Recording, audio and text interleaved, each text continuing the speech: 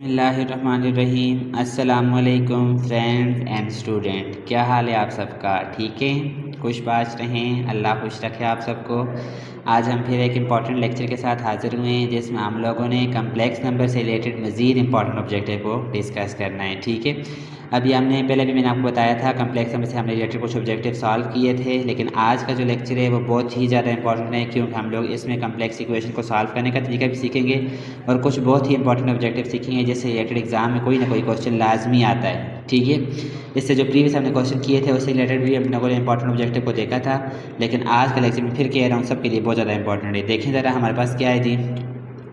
First objective है, यहाँ 40 तक हमने सॉल्व कर लिया था। अच्छा, प्रीवियस वीडियो में आप लोग देख सकते हैं 40 ऑब्जेक्टिव तक हमने सॉल्व किए हुए हैं। नेक्स्ट है the imaginary part of 5 - 3 iota whole power -1। अब इसका इमेजिनरी पार्ट पूछा हुआ है कि इसका इमेजिनरी पार्ट क्या होगा। तो हमने पहले पीछे पढ़ा हुआ है कम्प्लेक्स नंबर कोई भी उसके दो पार्ट होते हैं, एक रियल और एक इमेजिनरी। अब ये भी तो कम्प्लेक्स नंबर है, आयोटा इन्वॉल्व है, तो इसके भी दो पार्ट होंगे, एक रियल होगा और एक इमेजिनरी। हमसे कौन सा पूछा हुआ है? Imaginary part. तो सबसे पहले इस ऑब्जेक्टिव को हम लिखेंगे z is equal to 5 - 3 iota power -1। अब जब पावर नीचे आ जाती है तो पावर क्या हो जाती है? पॉजिटिव। तो इसे हम लिखेंगे 5 + 3 आयोटा। फिर हमने मल्टीप्लाई करना है किससे? 5 - 3 आयोटा से, और डिवाइड भी किससे करना है? 5 - 3 आयोटा। अब ऊपर वाला तो इस तरह सी रहेगा 5 - 3 आयोटा, और नीचे फार्मूला है जी a² - b², 3 आयोटा का स्क्वेयर। ऊपर क्या है? 5 - 3 आयोटा, उस तरह से ये 5 का स्क्वेयर 25, 3 का स्क्वेयर 9, आयोटा स्क्वेयर -1 होता है तो माइनस है, माइनस माइनस प्लस 9, 25 + 9 कितना हो जाएगा? 36। ठीक है, सॉरी 34, 36 ही 34। और ऊपर क्या है? 5 - 3 आयोटा, दोनों के नीचे अलग अलग करें जी। 5/34 -3 आयोटा बाई 34। तो इमेजिनरी पार्ट के कौन से? 3/34, और रियल पार्ट इसका क्या था? हमारे पास क्या है? 5/34। समझ आइए ये किस तरह से इमेजिनरी पार्ट निकाला जाता है। अब यही सेम क्वेश्चन है, लेकिन आगे ये वाला वर्क मैं आपको दे रहा हूँ। यही क्वेश्चन है, यहाँ पे पास -1 थी, अब पावर क्या है? -2। तो आपने पहले नीचे लेके आना है। किस तरह नीचे लेके आएंगे? 1/1 + 2 आयोटा पावर +2 हो जाएगी। फिर a + b होल स्क्वायर का फार्मूला ओपन करें जो मैंने ऊपर आपको बताया भी है, a² + b² + 2ab वाला जो पार्ट है इस मुताबिक इस फार्मूले को ओपन करना है। ठीक है, फिर उस तरह से कंजुगेट लेके इसको सॉल्व करना है। जो आंसर आए मुझे बता देना, आंसर यहाँ मेंशन किया भी हुआ है, लेकिन आपने खुद सॉल्व करना है कि आया आपके पास ये आंसर आ रहा है या नहीं। हो सकता है मुझसे गलती हुई हो, आपके पास करेक्ट ऑप्शन आ जाए, हो सकता है मेरा भी करेक्ट हो, आपका भी करेक्ट हो, तो खुद ट्राई करना है। ठीक है, इसमें नहीं जाना कि ऑप्शन लगा हुआ मिल गया बस इसी को उठा के कॉपी कर लेते हैं, ऐसे नहीं करना। ठीक है, नेक्स्ट है for Z1 Z2 Z3 belong to complex number. ये सी से मुराद कम्प्लेक्स नंबर है। अच्छा, if Z1 × Z2 + Z3 = Z1 Z2 + Z1 Z3, ये हमारे पास ऐसे डिस्ट्रीब्यूटिव प्रॉपर्टी है A × B + C = AB + AC। तो यही काम लिखा हुआ है, A की जगह Z1 है, B की जगह Z2 है, C की जगह Z3 है, A की जगह आगे वही इस तरह से प्रॉपर्टी लगी है। तो ये कौन सी प्रॉपर्टी होती है? Distributive property. नेक्स्ट ऑब्जेक्टिव की तरफ चलते हैं। तो नेक्स्ट ऑब्जेक्टिव है one of the solution of, ये इक्वेशन दी हुई है, दो वेरिएबल आए हुए हैं इसमें। अच्छा, एक z है और एक ओमेगा है। आपसे पूछता है कि इनका सोल्यूशन में से कौन सा होगा। तो अब हमने इसका सोल्यूशन बताना है, तो सिंपल हाल इसका ये है कि आप लोग इन सारे ऑप्शनों को इसमें ऊपर पुट करते जाएं। मतलब z की जगह पुट करें 1 + आयोटा, ओमेगा की जगह पर 2 आयोटा। फिर देखें दोनों साइड में इक्वल आती हैं या नहीं। अगर इक्वल आ रही है इसका मतलब आपका ये सोल्यूशन है, अगर नहीं इक्वल आ तो उसका सोल्यूशन नहीं है। सोल्यूशन क्या होता है? जो खुद इस इक्वेशन को क्या करें? सेटिस्फाई करें, हम कहते हैं वो इसका सोल्यूशन है। अगर जो ना सेटिस्फाई करें हम उसे बोलते हैं ये सोल्यूशन नहीं है। तो सब ऑप्शनों को उठा के ऊपर पुट कर दें तो आपको पता लग जाएगा कौन सा सोल्यूशन है। सिंपल सा आंसर है इसका। ठीक है, उसके बाद नेक्स्ट ऑब्जेक्टिव में कह रहा है द डिग्री ऑफ, अगर ये आपको समझ नहीं आ रहा है इस तरह से मुझे भी बताना है इसका। अच्छा, मैं आपको सोल्यूशन भी प्रोवाइड कर दूंगा कि सोल्यूशन निकाला कैसे जाता है, लेकिन आपको फिलहाल इजी सोल्यूशन बताया कि नीचे सोल्यूशन को ऊपर पुट करें तो हमारे पास ऑब्जेक्टिव सॉल्व हो जाएगा। अब आप एक माइंड में क्वेश्चन इस तरह से अगर आ जाए सर अगर सोल्यूशन हो ही ना तो हम कैसे निकालेंगे, तो मुझसे पूछना है, फिर मैं आपको तरीका बताऊँगा उसका कैसे निकाला जाता है। उसके बाद है the degree of P of Z, polynomial Z है, इसकी हमारे पास डिग्री पूछी हुई है। ठीक है, पोलिनोमियल हमारे पास नंबर आफ्टर में होती है, पोलिनोमियल बोलते हैं इसके, मोनोमियल एक वाली टर्म इक्वेशन को बोलते हैं, बाइनोमियल 2 टर्म इक्वेशन को, ट्राइनोमियल 3 टर्म को। ठीक है, और पोलिनोमियल जिसमें हमारे पास काफ़ी सही टर्म हो। तो पोलिनोमियल ऑफ जेड मतलब जेड के अंदर पोलिनोमियल जेड की पोलिनोमियल हमारे पास में वेरिएबल जेड है। तो आपसे पूछा इसकी डिग्री क्या है। डिग्री किसे बोलते हैं, हाईएस्ट पावर को डिग्री का नाम दिया जाता है। अब इधर पावर क्या है 4, आगे पावर 3, आगे पावर 1, आगे पावर 5। तो हाईएस्ट पावर क्या है 5, और हाईएस्ट पावर को हम लोग क्या बोलते हैं डिग्री। तो हाईएस्ट पावर 5 है तो डिग्री भी इसकी क्या होगी 5 ही होगी। ठीक है, मैं यहाँ पे एक और इक्वेशन लिखता हूँ Z power 6 plus Z power 2 into 8। अब इसकी मुझे डिग्री बताए, डिग्री क्या होगी। अच्छा सॉरी 2 इंटू 3 इंटू 2 कर देता हूँ, और यहाँ पे 5 कर लेते हैं। Z power 5 plus Z 3 into power को 2 है। अच्छा आना मुझे इसकी डिग्री बतानी है कमेंट सेक्शन में कि इसकी डिग्री क्या आती है। नेक्स्ट है the solution set of Z square plus 16। Objective क्या, तो चलिए सॉल्व करते हैं जी इसे।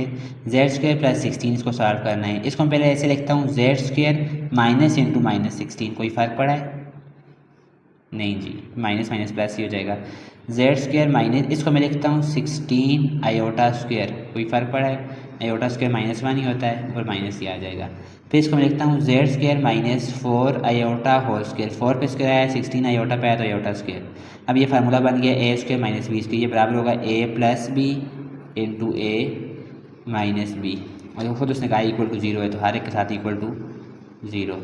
अब या तो ये 0 होगा या ये 0 होगा। तो पहले फर्स्ट टर्म को 0 लेते हैं, z plus 4 iota equal to 0। तो यहाँ से z किसके बराबर आ जाएगा -4 आयोटा। इस तरह सेकंड टर्म को 0 लें, z plus 4 iota equal to 0। तो z किसके बराबर आ जाएगा एक -4 आयोटा, एक +4 आयोटा। तो +4 आयोटा इसका ऑप्शन बनता है। ठीक है, उसके बाद है लीनियर, ये तो हमारे पास हो गया। ठीक है, उसके बाद है linear factor of Z square plus 4। Z square plus 4 के फैक्टर बताएं, तो इसको हम लिखते हैं जेड स्क्वायर माइनस इंटू -4। कोई वाली बात है। अच्छा ठीक है, फिर लिखा जाता है जेड स्क्वायर माइनस इंटू -4 को लिखा जाता है 4 आयोटा स्क्वायर। फिर इसको मैं लिखता हूँ z square -2 iota whole square. जिस तरह ये किया है सेम यही ऑब्जेक्टिव है। इसको हम लिखेंगे Z plus 2 iota into Z -2 iota. तो इसकी ऑप्शन ये वाली बन जाएगी। ठीक है, आगे ये इंपॉर्टेंट ऑब्जेक्टिव हैं जिनको गौर से सुनना है। अच्छा ये जो आगे नेक्स्ट ऑब्जेक्टिव आ रहे हैं, मैं फिर कह रहा हूँ चैप्टर के सबसे इंपॉर्टेंट ऑब्जेक्टिव हैं। 2x minus 3a is a factor of p of x। ये चीज़ p of polynomial of x का फैक्टर होगी किस वक्त, जब x की जगह पे ये पुट किया जाए तो आंसर 0 आए। फैक्टर को हमारे पास होता ही वो है जो इक्वेशन को कम्प्लीटली सेटिस्फाई कर रहा हो। ठीक है, मतलब उसमें अगर वेरिएबल की जगह वो वेरिएबल पुट की जाए तो आंसर क्या आना चाहिए 0। तो p ऑफ x की जगह में क्या पुट कर देखें 2x minus 3a equal to 0।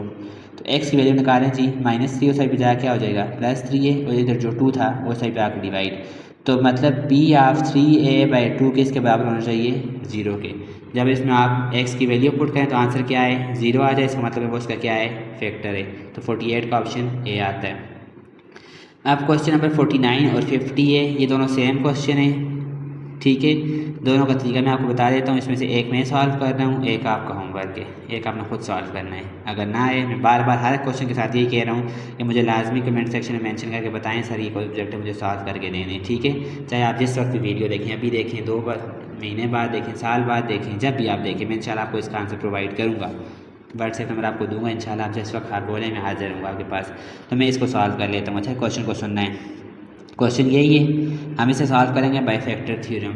हम कोई ऐसा नंबर सोचते हैं जो इसके अंदर पुट किया जाए आंसर हमारे पास 0 आ जाए। ठीक है, तो वो नंबर कौन सा है जो भी हमारे पास सोचा, नीचे वाली में भी आप यही काम कर सकते हैं। z³ minus 2z² plus z-2। तो मैंने नंबर सोचा है 2, मैं 2 का पुट करता हूँ। 2 का क्यूब 8 -2 इंटू 2 का स्क्वायर 4 +2 -2। जहाँ जहाँ पे z था वहाँ पे 2 डाल दिए। 8 -8 0 और 2 -2 भी 0। इसका मतलब है 2 इसको कम्प्लीटली सेटिस्फाई कर रहा है। और ऊपर भी हमने बात सीखी है, जब आप उसकी जगह वो वैल्यू पुट करेंगे वो उसको सेटिस्फाई कर रही हो, इसका मतलब वो इसका क्या है फैक्टर है। हमने क्या पुट किया है z इक्वल टू 2, इसका मतलब है z -2 इसका क्या था फैक्टर था। एक फैक्टर हमें मिल गया है। अब बाकी फैक्टर निकालने के लिए हम लोगों ने क्या करना है, इक्वेशन को उसके ऊपर डिवाइड करना है। कैसे डिवाइड करना है देखें ज़रा।